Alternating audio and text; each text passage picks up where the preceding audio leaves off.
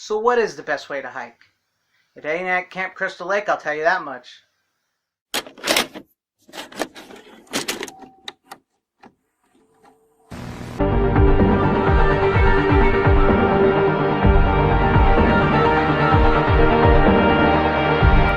Hello fellow followers and welcome to FanZcene, and today I have for you Never Hike Alone versus Never Hike in the Snow. Two very excellent, well-made Friday the 13th fan films made by Womp Stomp Films. Before we get into this, I do want to let you guys know this isn't like, oh, I hate one, I like the other. No, this is basically me just comparing, contrasting the two because they were very well done. I absolutely love both of them.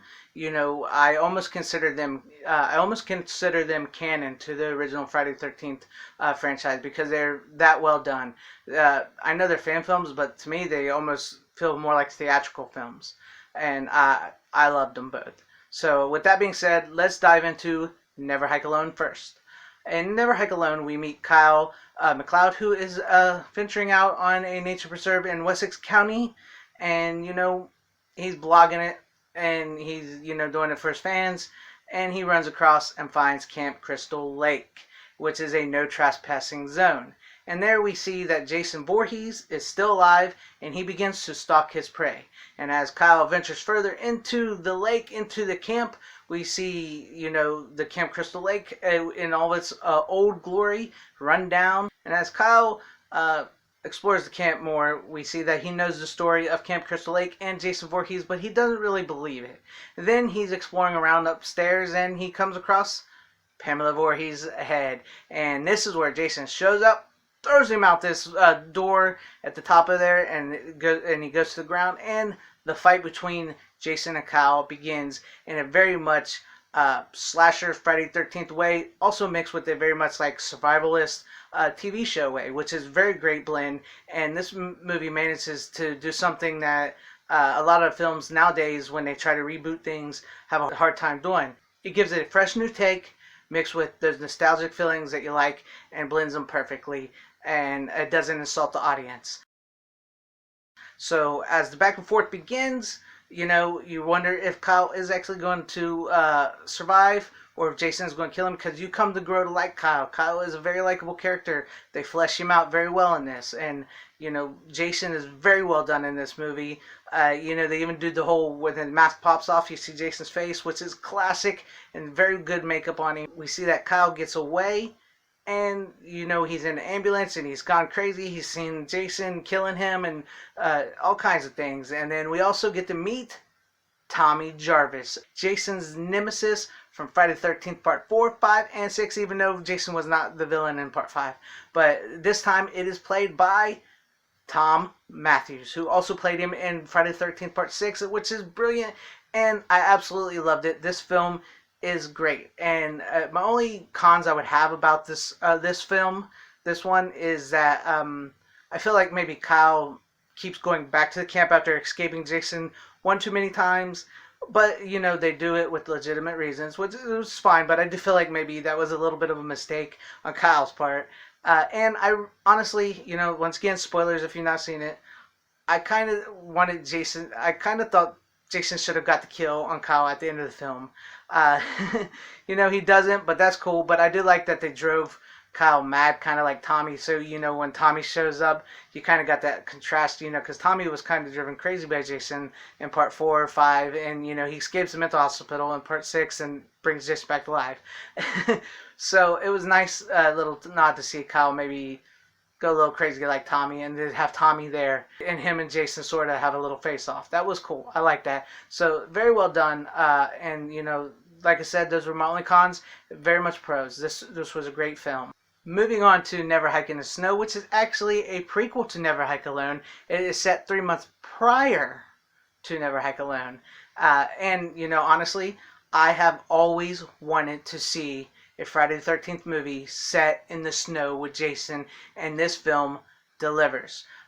It does suffer from a little bit of a shorter runtime than Never Hike Alone, but that's okay because they pack a lot into this, and we get to not only see the return of Tom Matthews as Tommy Jarvis, but we also get to see the return of Vincent Gustafaro, who plays now Sheriff Rick Cologne, which is awesome because you remember him from Friday the 13th Part 6 as well too, which is, like I said, this is why I consider these films almost canon.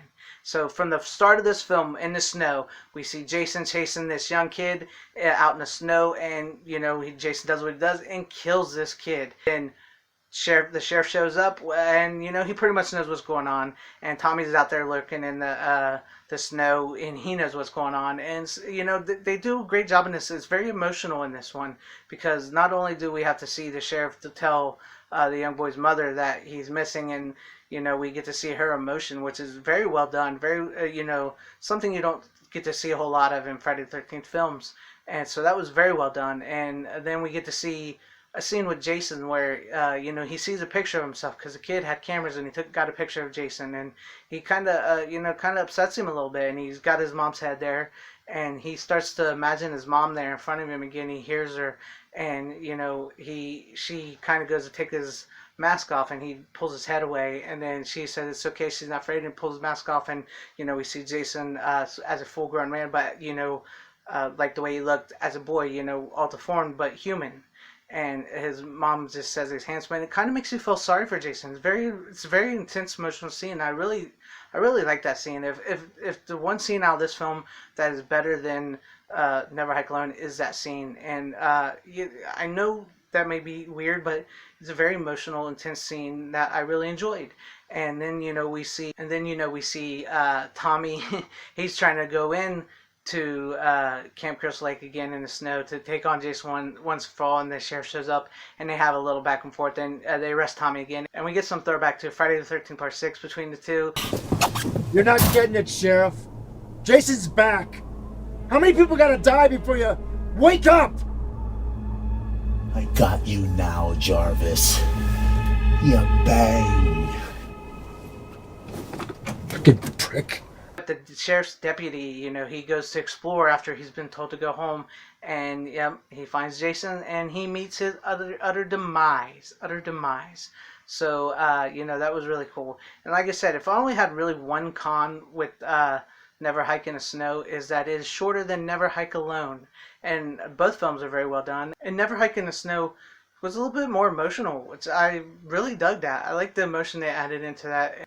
They fleshed out the characters in this one just as well as Kyle was fleshed out in the first film, and it really makes you care for these characters, which is a little different, for slasher films, because a lot of times it's just, here's a group of kids, and here's this one, that one, and they're going to die, and you don't really care all that much for their characters. You just want to see Jason take care of them. So when Jason shows up and starts taking out these characters and gets into it with them, it's kind of like, no, you don't want to do it, but you also want to see Jason do it. So it's very well done. And honestly, I would like to see Womp Stomp Films be able to do an actual Friday the 13th film without the interference of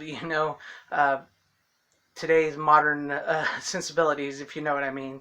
But it was really well done, and if they ever do end the lawsuit, because the rights between the Friday the 13th films are being fought over right now. If it ever comes to it, let Womp Stomp Films make it.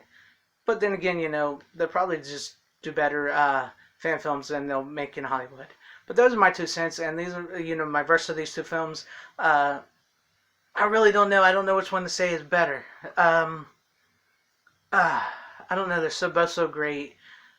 Maybe Never Hike Alone, but Never Hike in the Snow was just as good. I don't know. I don't know. Maybe the Never Hike in the Snow. I don't know. But either way, let me know what you guys thought about these 2 films if you have seen them, and which one do you think is better. Leave it down in the comment section below, and I will put a link to Womp Stomp Films' YouTube channel down below, so you guys can go check out these films if you've not seen them. And I had a bunch of spoilers, so if you didn't know, they're spoilers. And if you liked this video, please give it a like. If you did not like this video, you can go ahead and give it a dislike. That is all up to you guys. Share the video out for everybody to see. And please subscribe and hit that bell for notifications. I would truly appreciate it if you did that. Thank you for watching wherever you are. Have a great, safe, happy, healthy day, morning, afternoon, evening, and night. And remember, don't go hike alone. Don't go hike in the snow. And definitely don't go hike in Camp Crystal Lake. Godspeed.